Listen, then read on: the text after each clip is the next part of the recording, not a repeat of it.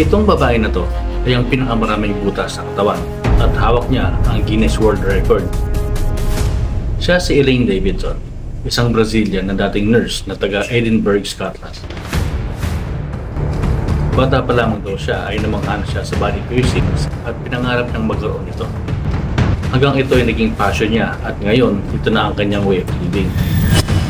Nagsimula lang siya ng piercing sa utong hanggang sa naglagay siya sa pisngi, dila, labi, katawan, paa at kung saan-sang bahagi ng katawan. Pati na sa kanyang kifi na mayroon lang naman na 3,500 piercings sa loob nito. Sa totality, meron siyang 15,000 piercings at dinatagdagan pa niya ito hanggang umabot siya ng 20,000 na butas. At dahil dito, nag-viral siya sa internet at nakilala ng mga tao hindi lang sa Scotland kundi sa buong mundo. Dumami din ang kanyang mga invitations kung saan-saan at nagkaroon pa siya ng libro tungkol sa kanyang buhay. Marami man siyang natatanggap ng criticism ay hindi ito mahalaga sa kanya.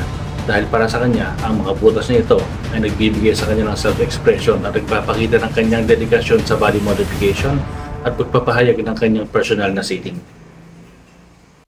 Mahalaga ang self-expression dahil ito ang paraan kung saan natin ipinapahayag at pinapakita ang ating tunay na pagkatao, karanasan at pananaw sa mundo. Kaya walang basagan ng trip. Now you know. I'll see you next time.